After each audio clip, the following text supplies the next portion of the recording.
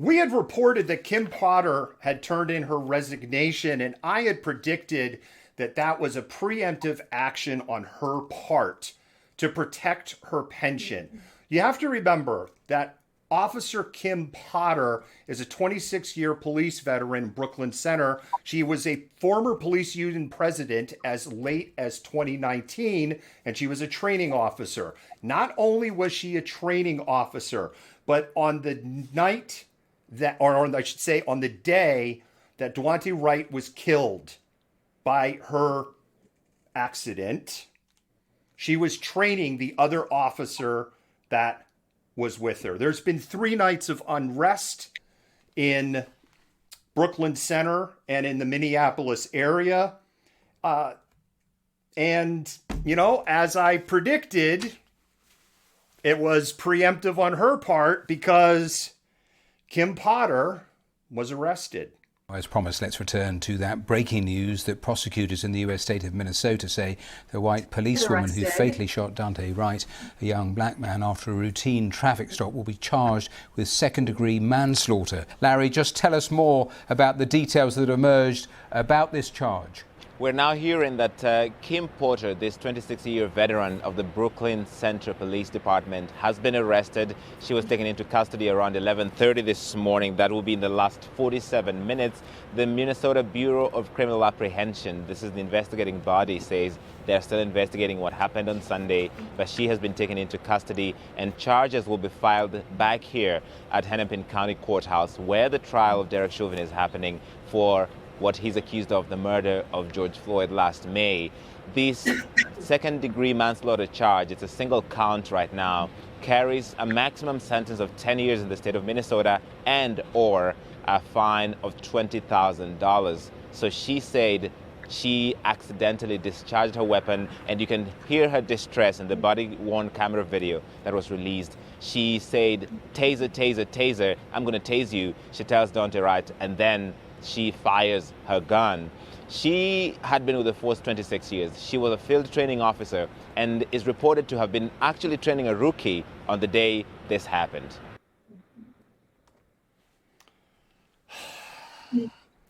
Potter's going to be arraigned in the exact same courthouse, Jennifer, where Derek Chauvin is having his trial. Oh, that's gross. That's just so gross. I'm sorry, things are like a little laggy on my end, so I didn't see the video click on it first, so I was talking over part of it. Yeah, what's particularly gross about this is she's being charged with, I think it's second-degree manslaughter, which if convicted is about a 4-year sentence. 4 years. That's what Derek Chauvin, like if he's convicted of second-degree manslaughter for the murder of George Floyd, he will do about 4 years in prison. That's it. There's been 2 nights of unrest over this in Seattle. Last night, SPD arrested 2 people under Seattle Municipal Code for graffiti chalk art and arrested another individual under Seattle Municipal Code for obstruction. We wrote about this on our website. Go ahead and hit the website button again, malcontentnews.com. We wrote about this on our website. They're pointless arrests because the prosecutor's office in Seattle has said they're not prosecuting these kind of charges. I know, and it's what are they arresting them for? Is it like vandalism? Is it because they're wielding the dangerous pieces of chalk? Like, what is the rationale behind this other than to just kind of be petty? It looks petty. It's chalk. Yeah. It's, yeah.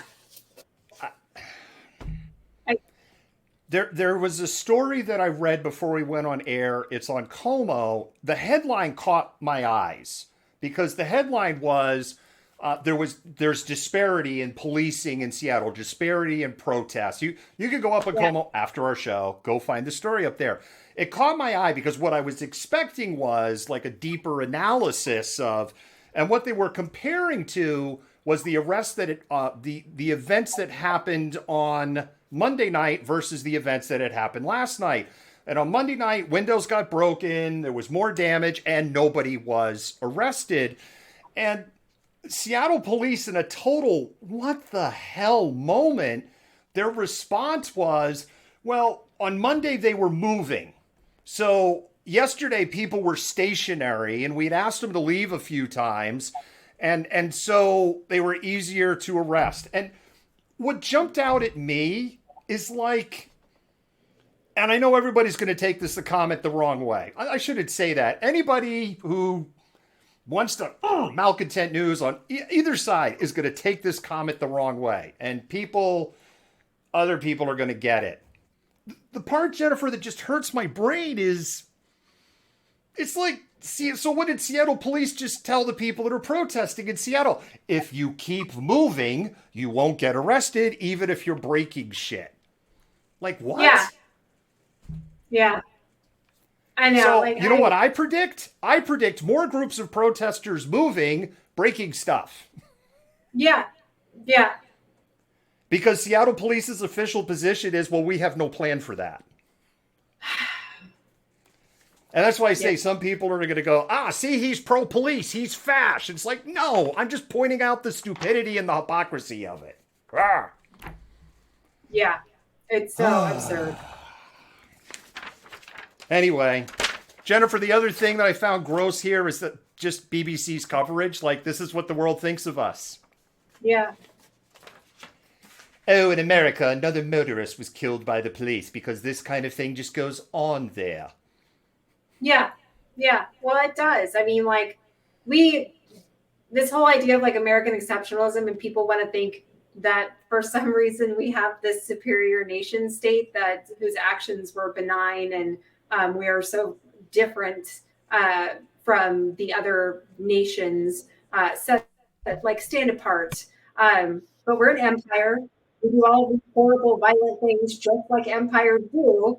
And we don't have a good reputation around the rest of the world, not how we imagine ourselves. So it's not shocking to me because I see it quite frequently, but it shocks me how many other people it shocks that we are not popular around the world. No, we're not. And I don't like it.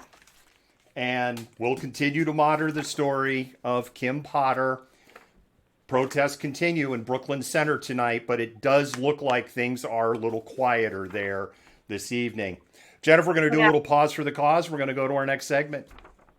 Okay.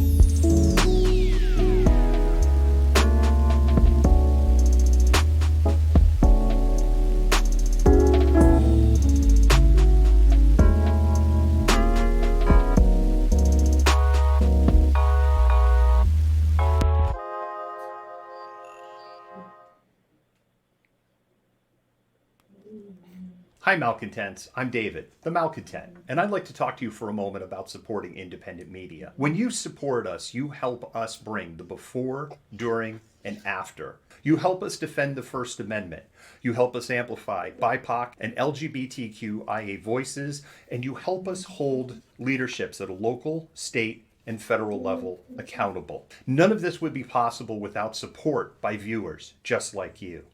When you become a patron for as little as $5 a month, you help buy technology, safety equipment, and help cover travel expenses so that we can continue to bring you news that you trust. If you can't become a patron, you can do a one-time donation on Venmo, and your dollars will go to the exact same causes. With your continued support, we can continue to amplify BIPOC and LGBTQIA voices while showing the truth on what is happening in the world around us. Once again, thank you.